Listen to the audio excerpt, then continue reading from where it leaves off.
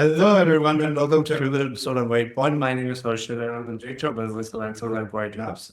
We are digital agencies which are in SaaS and e-commerce SEO. Our custom corporate major area of BPO marketing and EHS Insight. It's a new next-gen EHS software platform designed for ease and efficiency. So we're going to be the best. So happy to have you.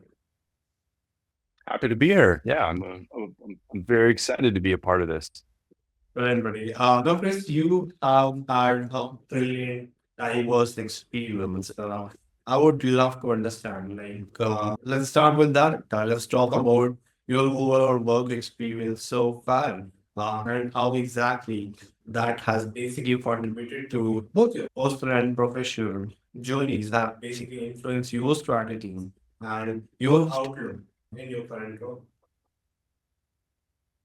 Yeah, so I'm one of those weirdos that actually went to college and got a degree in marketing, and he only wanted to work in marketing.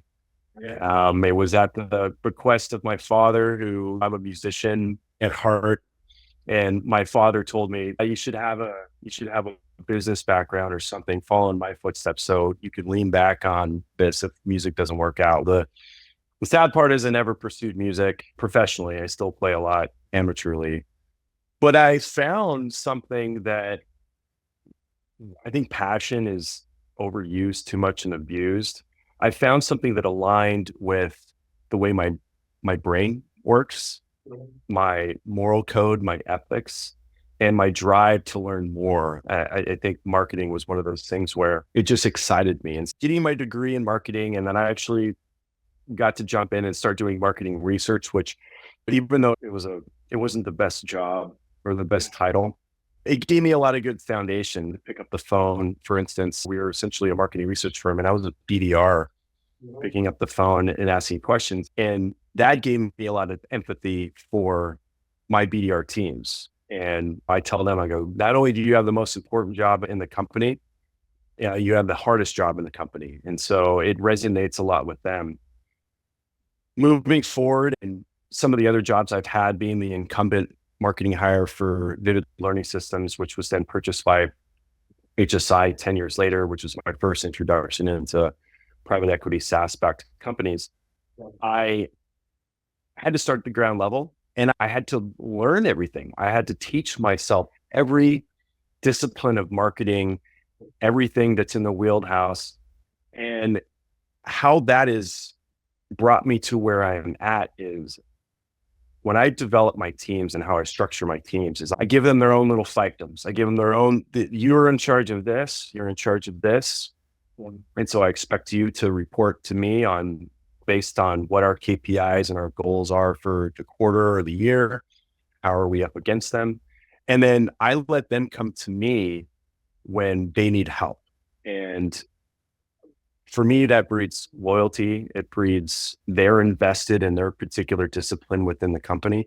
But I like to look at myself as a utility player. So they're in charge of that discipline, but I'm here to help with strategy, and I can dive in and I can actually do everything. And so I'm not one that's just turning the knobs up in my ivory tower. I like to look at it as I like to be knee deep in the weeds, because it also tells me I know what's happening. I'm not just having information floated up to me. Like, I'm in the weeds with my team and I understand it. And some people may look at that not as the best use of time for a senior leader. Yeah. But I look at it as I'm cutting out the middleman, and I see what good looks like and I see what bad looks like, in addition to letting my team run with their particular, what I've asked them to do within the department. Oh, makes sense. Makes sense. Now, because you have such a diverse career, multiple roles, multiple industries, how did this experience, and specifically your work with CyberMax, HSI, how did this influence your approach when it comes to digital marketing and inbound? That's a great question. I think being at HSI, and then I was at HSI for 4 years. I counted as 14 years total because of Vivid Learning Systems to HSI. And then getting poached by a dear friend of mine who was the portfolio CMO for another PE firm. He said, listen, because you know how to do everything and you're going to be a one-man shop, initially, I want you to come over to CyberMax and help out there. And so what that taught me going from the EHS industry to cybersecurity is it totally shook up what I thought I knew about marketing. And it totally shook up what I thought about how one discipline or channel marketing would work for the EHS industry versus the cybersecurity industry. It also taught me to be grateful for having a large marketing team where a lot of people are disciplined, have a discipline in one area versus having to do everything all at once. From a digital marketing and SEO perspective, it also taught me too that if you have an ICP and a set of personas, you really have to get creative with how you're approaching them. And I thought, okay, we'll put some Google ads out there. We'll start doing some SEO. There might be some third-party campaigns we can run. From the HSI and EHS perspective, along with the EHS Insight, a lot of times the ICP is actively searching for your product. When it comes to cybersecurity, and your ICP is like the CISOs or the chief information officer, they're never looking for your product, ever. And so an SCM approach typically isn't the best way, because when your CPAs are going to be extremely high and you're just not going to get the volume of leads that you need. And so it helped shape with, in my head, to be a lot more focused on what are realistic numbers when it comes to MQLs and SQLs and opportunities open, because what would be maybe thousands of MQLs at HSI would equate to 10, maybe 15 at CyberMax. Granted, your average deal size is much larger when it comes to these because you've got almost a transactional type product versus an enterprise level project. And it definitely rewired my brain to think at a higher level. And I think I grew more in the last, 18 months when I was at CyberMax than I had in the previous 14 years at HSI and Pivot Learning Systems. Where are you? All right. When talking about your current combo on the EHS Insight, focus a lot on safety, organizational culture. How does your marketing strategy reflect and support this mission?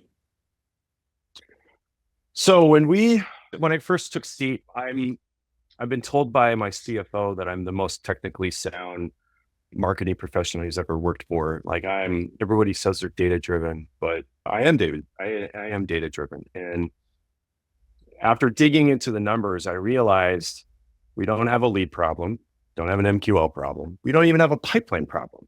What the problem we had was, how are we describing ourselves to ourselves, and how are we describing ourselves to our prospects and our customers? And so what I did was I went back and I created a 28-page brand document that dove in deep into competitive analysis, our tone, our voice, how we're describing ourselves, what are some of the vernaculars and adjectives and other words that we're using to describe ourselves. And when I was doing that, really good book, Building a Story Brand, I'd read that last summer. And one of the things that really stuck out to me is that for too many times, marketing or just companies in general, we're the hero of the story, when really the prospect, the customer, they're the hero of the story. And we're the armor or the boots or the sword that they're going to take on their quest to improve organizational safety culture within each organization. And so as I was building this, I wanted to make sure that we're like, okay, our marketing strategy and the branding, our content needs to support the fact that we are a tool that EHS professionals use to increase the maturity of their safety culture in their organization. And that really started at a start point, and we knew we drew a line in the sand, and we knew that from there we could move forward and keep progressing. And we've been seeing that it's resonated quite well with our ICP. It's not a one and done. We're always going to have to be evolving our messaging and how we're approaching our ICP and making sure that we're meeting them, they're not meeting us. But it definitely has resonated well that I wouldn't say I've given myself a pat in the back, but it's definitely a victory lap for my entire team and myself. Any specific challenges or any specific big opportunity that you see within your niche industry? I think in our particular industry, as it pertains to environmental health and safety and environmental safety and governance, or sustainability and governance, ESG, for one, especially in the United States, we always tout ourselves as being one of the safest countries in the world, when actually in the UK and others are actually some of the most safest countries in the world. And so safety budgets get cut, or they just don't have the budget to bring on a platform, period, which in all actuality, these platforms are designed to allow the team to do more with less. So you don't have to hire another full-time employee to handle these aspects. Or humans are humans. We've only got 24 hours in a day.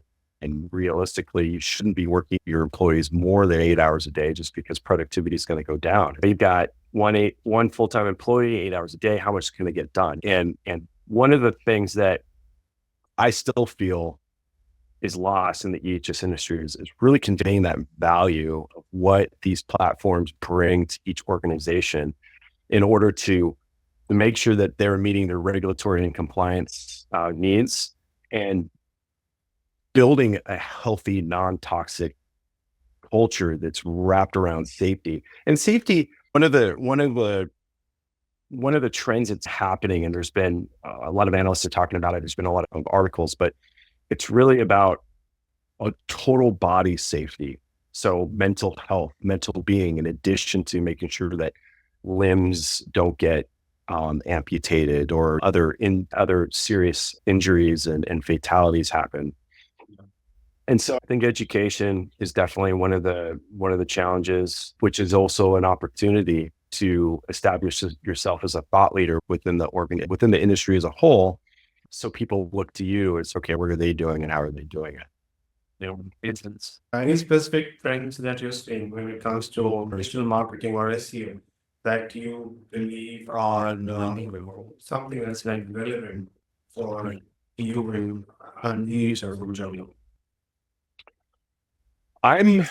Because most of my career, I cut my teeth with demand generation, search engine marketing, growth marketing, whatever you want to call it today, because it's got several different names. That's still where my brain resides. Being a marketing leader, I've got to have my hands in everything in order to make sure that I know what's good and what's not good, and the team is meeting their goals. But I think the biggest trend and extremely detailed, targeted ABM. Everybody talks about it, but my philosophy is a lot of companies don't know how to get ABM platforms lifted up and also launched adequately. And I think you'll agree with me on this one, but it comes down to data. And I think there's a lot of cost also involved now, Chris. Just to make it like, trying to make sure this is work in your favor. 100% for the platform, but you're also paying for all of the advertising that goes along with it, plus the creative. If you don't have a house you don't have a team in house to do it, and so the thing that I came in is my senior growth and RevOps manager. He had attribution tracking down so tight, and we knew our ICP so well that we could stand up our ABM a lot faster probably than most companies. So in that instance, I'm very spoiled. Granted, numbers can be thrown at people all day long, and unless you know how to read the numbers, you're not going to really know what's good, what's bad, what needs to change, what lever you need to pull, what you need to tweak. But I would say one thing that we've done is matching our ABM with our sales cycle, not only from an intent perspective and nurturing intent spikes as they're coming in through third party or first party, but also matching the messaging, not only from an email nurturing, but workflows, moving prospects in and out of different buckets as they're progressing down the sales cycle, and then also getting hit with those ads as they're being targeted through ABM. why I think that's a big trend is it gives further alignment to sales and marketing. I've got to work with my EVP of sales at EHS Insight. It's brilliant. And we've got a really good relationship where my philosophy is we're part of a greater revenue team. And I think that's also another kind of trend in digital marketing is that it's not necessarily top of funnel. You should be a revenue team that's, okay, sure, I'm in charge of brand awareness, making sure the leads are flowing into the funnel, but then helping the sales team and sales enablement, that nurturing as they're going through into the pinch of the bow tie, and then they're passed off to customer success, where that's another facet too, is supporting your customer success leader and making sure that they're getting the messaging and the automations to help their team retain, nurture, upsell, do other things that can add to the bottom line as a whole. And kudos to you and your team. You're doing pretty good when it comes to search engine optimization and driving some good traffic on your website. But I want to understand any specific strategy that we would love to tell you or share with our audience that means useful for you when it comes to search engine optimization. So last year when I took seat in November of 2023, we already had a fantastic SEO strategy, but it was a lot of content. And I think sometimes too much to manage. And my content manager, I think she was a little happy when I said, let's stop doing as much and let's just do longer form blog posts, more of a quality versus a quantity standpoint. Another thing too was, after I did my brand messaging exercise, matching a lot more of that content to, we've got a lot of content that scratches the itches of what is an EHS platform and how do you sell up to your leadership team on why this is important and what are the top 10 things you should be looking for. And so we've got a lot of those, but diving into things that actually helps the safety professional on a day in and day out basis, things that they may be searching for. There's other publications within the industry that they could go to, but just really looking at us as a thought leadership. And so that was really the big thing, is moving us from so much spray and pray, but more to thought leadership and diving into the fact that we've been around since 2009.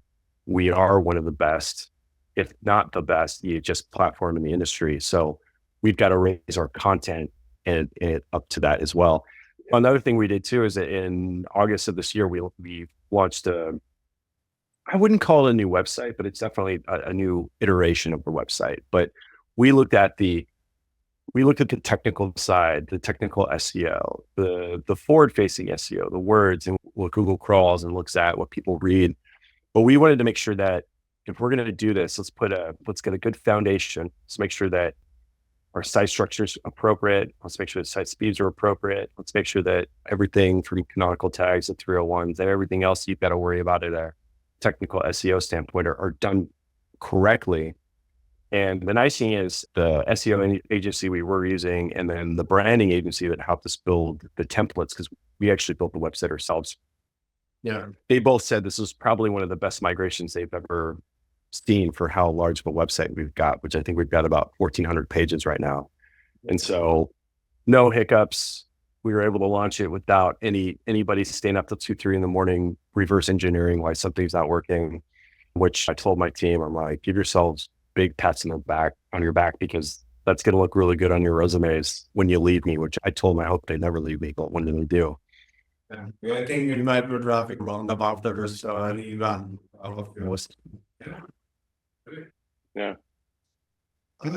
I would love to understand, because you mentioned with this revamping on site and things turned out very good for you. Any specific cloud factors that you had on your checklist, basically, while doing this exercise, ensuring that your traffic doesn't hit a low state after the new version is out? So basically you're asking, like, what do we do after the revamp to make sure that we didn't do a nosedive in the plane? Yeah. We evaluated a lot of the content to make sure that we got rid of the fat. I wanted to make sure that we maintained a lot of the high quality content that we had been publishing, removing the fat, maybe consolidating pages, adding canonical tags, 301s. But overall, the strategy was we have to maintain that core of what has brought us to this level. And luckily we use SEMrush to monitor multiple different facets of SEM, SEO, site health, et cetera, et cetera. We were climbing. Last week, I came back from my talk in London, got our first email. Really, I think about 3-4 weeks after the launch, and we took just a little bit of a hit to the chin. And my philosophy is bad news should travel faster than good news. And so I sent out a meeting immediately to the rest of my senior leadership. I copied my team. I go, listen, we took a dip. We took a dip, and I'm not worried because with any migration, this is going to happen. Today, another email came in, sent it out to everybody. We're above where we had dipped from. And so I think how we mitigated a lot of that was just making sure that we were maintaining the high quality content, not bucking the horse, as they say here in the States, not rocking the boat too much. Because I think what a lot of people forget too, when you're working with SEOs, you shouldn't be doing major shifts when you're working with this. It needs to be incremental and it needs to be measured, and you need to have benchmarks to say, okay, well, where am I going? Where have I been? Because if you do too much at one time, you run the risk of it's totally taking a nosedive. How do I fix it? You've done too much. So now you either got to go back to square one and then start slowly making changes, or ride that trend and maybe put some things back and just hope that it climbs back up. That makes sense.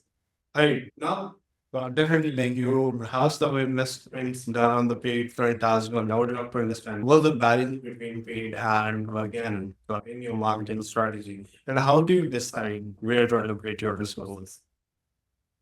So that's a great question. Within our organization, a lot of organizations it's flipped, but we're actually, I would say a 65-35 split between organic to paid leads. Now, it's not to say that most of my budget goes to paid, but I look at it from really my strategy of how organic's going to be organic, and you're going to build your website and your thought leadership and hope that your pages that you want people to come to are ranking and they can come in and they're converting. And really when it comes down to from an organic strategy, making sure that you're using the best UX UI that you can. Okay, you've got a blog page, but do you have appropriate CTAs and CTAs that aren't in your face the whole time? And what's really worked for us is we give a free trial of our platform. And so people get to actually sit in for 2 weeks,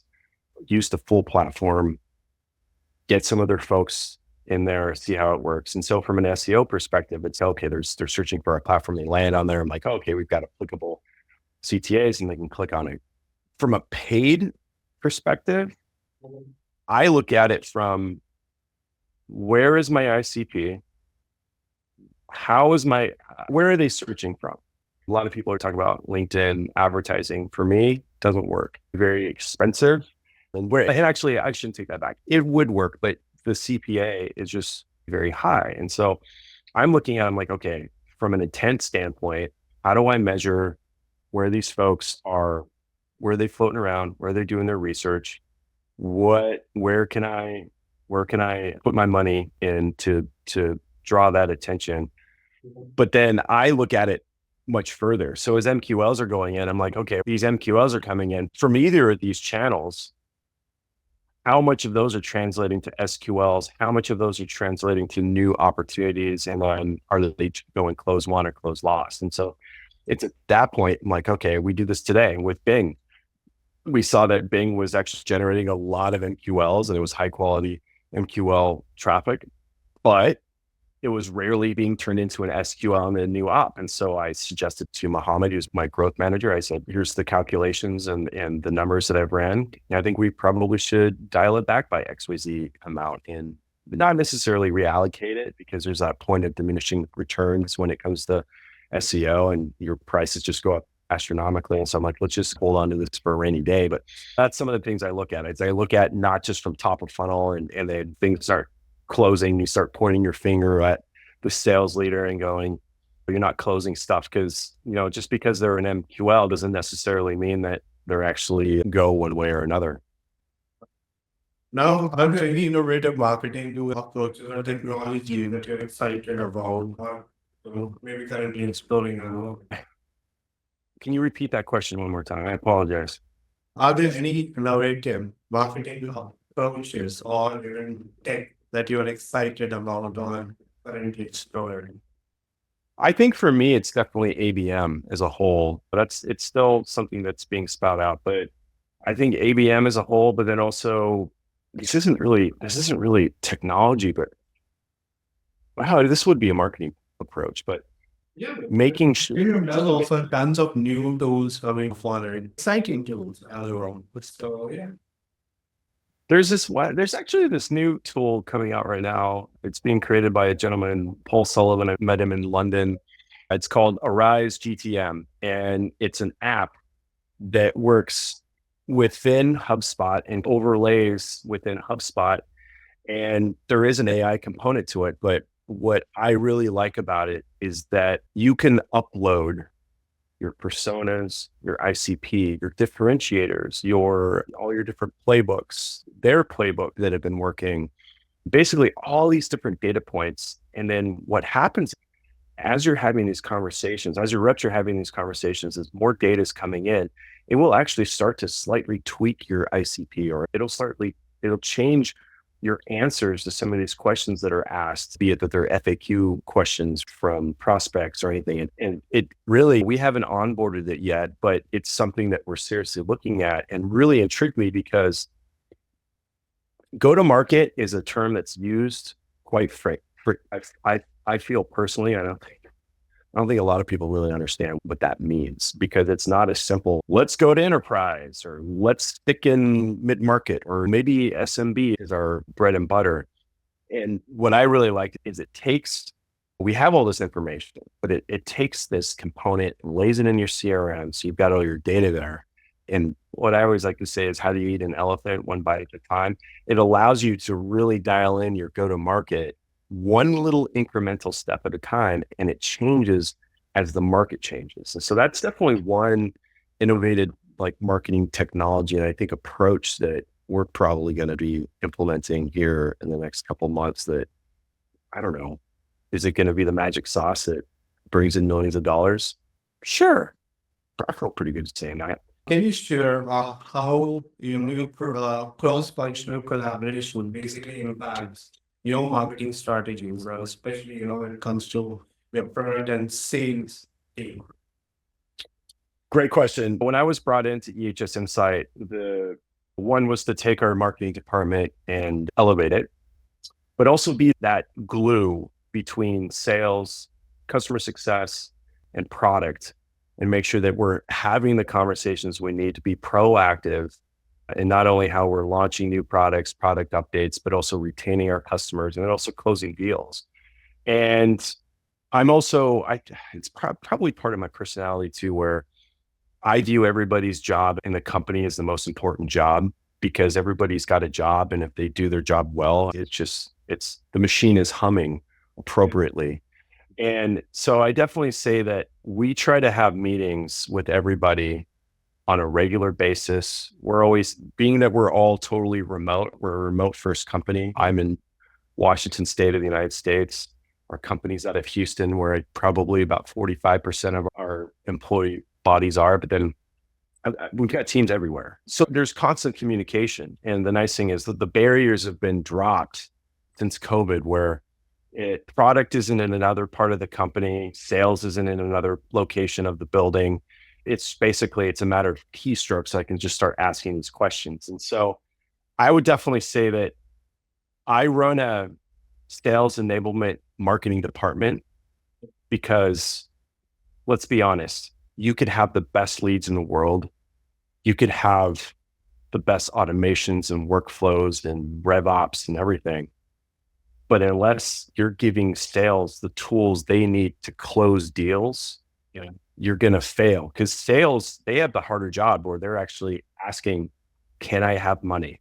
Will you give me money? And that's a hard question that most people are not comfortable asking for. And I'm always about sales enablement first. I'll create as many PDFs as they think they will. Now, if I had to create 500 and you only close one deal, I'm not going to be creating the other 499 again that you asked me. Also, from a product standpoint too, it's okay. Products talking to us, and then we have to figure out how do we disseminate what features, what new products are coming out to our ICP. What's going to be the correct way, the correct channel, the correct content in order to get that information to our ICP, so that they'll think, one, it's important, and two, I want to see it and I want to try it, or I want to add it onto the platform if I'm already a customer. Would I say that we're perfect? No, no one's perfect. We're definitely getting better all the time, being a lot more close-knit with our product team, which I think they appreciate that, just because they don't feel like they're just off on their own and then all of a sudden marketing does something. Everybody feels like they've got a seat at the table. That's always my philosophy. Okay. And now if you could swap roles with any other department within your company per day, which would it work? Oh man, customer success. I would definitely go customer success. And here's why. You get to have that interaction with your customers, you're learning their problems, and it's built on relationships. I feel that my career, building relationships has been extremely important, because you never know who's going to help you at one point. But also, I also don't thrive on, if I scratch your back, you scratch my back. I'll scratch backs all day long and not expect someone to scratch my back. I'm all about helping. And so I would probably switch roles with customer success, because it'd probably give me the most enjoyment for a full day. Yeah. All right. Thank you, Chris. I really appreciate you taking time for time sharing some great insights about your past experience about the company, about your current strategies, or having future planning. Thank you so much. You truly appreciate it. Hey, thanks for having me. I had a lot of fun. I always like speaking with other professionals, and my philosophy is knowledge should be shared, should be completely transparent. Other people have seen it as a competitive analysis or a competitive advantage, that if you're holding what you know, they can't get ahead of you. I say share it, because just because they have the knowledge doesn't mean that they necessarily know how to execute it. So I'm happy to share my knowledge and my insights with, for 20 years I've had in my career. And if it helps somebody, then it makes me smile at the end of the day. Oh, great. Thank you so much.